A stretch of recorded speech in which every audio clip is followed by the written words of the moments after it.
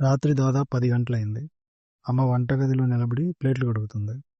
ఇంతలో ఫోన్ మోగింది. అమ్మా నేనే, వినిపిస్తుందా? ఆ గొంతు వినగానే అమ్మ చేతిలో ప్లేట్లు కడగడం ఆగిపోయింది. ఆ గొంతు అచ్చం తన కొడుకుదే. అది వాట్సాప్ కాల్. ఫోన్ తీసి చూసింది. డీపీలో కూడా కొడుకే కనిపిస్తున్నాడు. అమ్మ, చిన్న యాక్సిడెంట్ అయిందమ్మా, పోలీస్ స్టేషన్లో ఉన్నాను అని అన్నాడు. వెనక ఎవరో మాట్లాడుతున్న శబ్దాలు, ఎక్కడో సైరన్ వినిపించినట్లు అనిపిస్తుంది. అంత సహజంగా ఉంది. కాబట్టి ఇది నకిలీ కాల్ అనే అనుమానం ఆమెకు ఒక్క క్షణం కూడా అనుమానం రాలేదు. అమ్మా, ఇప్పుడే డబ్బులు కావాలమ్మా, నాన్నతో మాత్రం ఫోన్ చేసి చెప్పకు, నాన్న టెన్షన్ పడతాడు అని అన్నాడు. ఆ మాటలు విన్నాక అమ్మ తల తిరిగిపోయినట్టు అనిపించింది. ఏం చేయాలో అర్థం కాలేదు. గొంతు తన కొడుకుదే కాబట్టి ఎలాంటి ప్రశ్న వేయలేదు. అక్కడే అసలు మోసం మొదలైంది.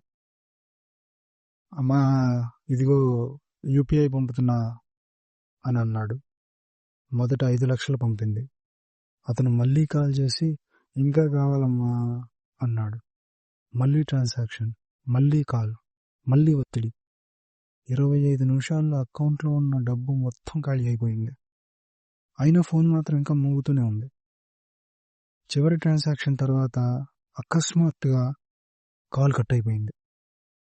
వాట్సాప్ ఓపెన్ చేస్తే డీపీ కనిపించలేదు. కాన్వర్జేషన్ చాట్ కూడా మాయం. అప్పుడే ఆమెకు ఏదో తేడా అనిపించింది. నిజంగా కొడుకు ఫోన్ చేసి చూసింది. అతను చూస్తే ఇంట్లోనే ఉన్నాడు. హాల్లో కూర్చొని టీవీ చూస్తున్నాడు. నేను విన్న గొంతు నీదే కదా అని అమ్మ నెమ్మదిగా అడిగింది.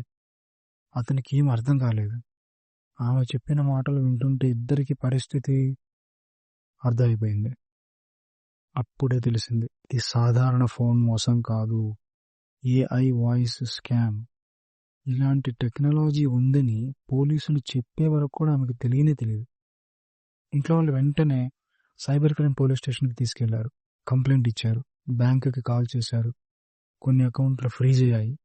కానీ అప్పటికే డబ్బు చాలా దూరం వెళ్ళిపోయింది. అంతా తిరిగి వస్తుందా అంటే తెలియదు. పోలీసులు చెక్ చేస్తే ఆ కాల్ నెంబర్లు ఇండియా నుంచే కాదు. డబ్బు ఒక అకౌంట్లోకి వెళ్ళి తర్వాత ఇంకో అకౌంట్కి అలా తిరుగుతూనే ఉన్నాయి. ఈ కేసు ఒక్కటే కాదు, ఇలాంటి కేసులు ప్రతిరోజు కొన్ని వందల సంఖ్యలో వస్తున్నాయని పోలీసులు చెప్తున్నారు. ఇక్కడ అసలు షాక్ ఏంటంటే, కొడుకు సోషల్ మీడియాలో పెట్టిన రీల్స్, వీడియోల నుంచి ఈ గొంతు తీసుకున్నారు. 30 సెకండ్ల ఆడియో చాలు. ఏఏలో వేస్తే అచ్చం నిజమైన గొంతులా తయారవుతుంది. అమ్మ విన్న గొంతు నిజమే, కానీ మాట్లాడింది మనిషి కాదు. ఇది ఒక్క అమ్మ కథ కాదు, దేశమంతా ఇదే జరుగుతుంది. టార్గెట్ ఎవరంటే తల్లిదండ్రులు, పెద్దవాళ్ళు. గొంతుపై ఉన్న నమ్మకమే వాళ్లకు ఆయుధం. ఈ కేసు తర్వాత బ్యాంకు వాళ్ళు కూడా అడిగారు, మీరు మీ చేత్తోనే డబ్బు పంపారా అని. అమ్మ అవునని చెప్పింది. అప్పుడు వాళ్ళు స్పష్టంగా చెప్పారు, మనం స్వయంగా పంపితే టెక్నికల్గా ఆపడం చాలా కష్టం. అకౌంట్ ఫ్రీజ్ చేయొచ్చు, కానీ డబ్బు వెంటనే తిరిగి రాదు. పోలీసులు వాట్సాప్, టెలిగ్రామ్ లాంటి ప్లాట్ఫామ్స్ని కూడా సంప్రదించారు. ఆ నెంబర్లు బ్లాక్ అయ్యాయి. కొన్ని అకౌంట్లు డిలీట్ అయ్యాయి.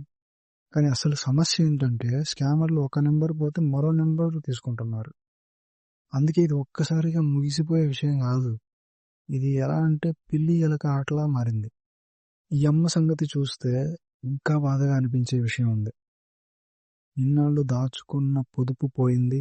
పిల్లల కోసం అనుకున్న డబ్బు కూడా పోయింది. కేసేమో నడుస్తుంది. డబ్బు తిరిగి వస్తుందో లేదో ఇప్పటికీ ఎవరికి తెలియదు. ఒక్క ఫోన్ కాలు ఇక ఇంట్లో నిద్ర లేకుండా చేసింది. ఇలాంటి కేసులు బెంగళూరు, హైదరాబాదు, ఢిల్లీలో ఇప్పటికే చాలా బయటపడ్డాయి. కొన్ని చోట్ల అరెస్టులు కూడా అయ్యాయి.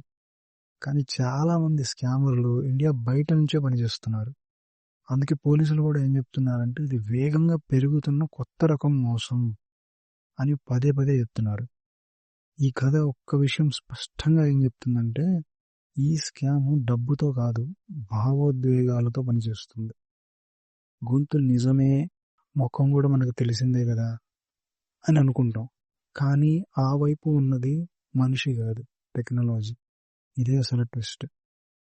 ఇది సినిమా కాదు, ఇది ఎక్కడో దూరంగా జరిగిన కథ కాదు.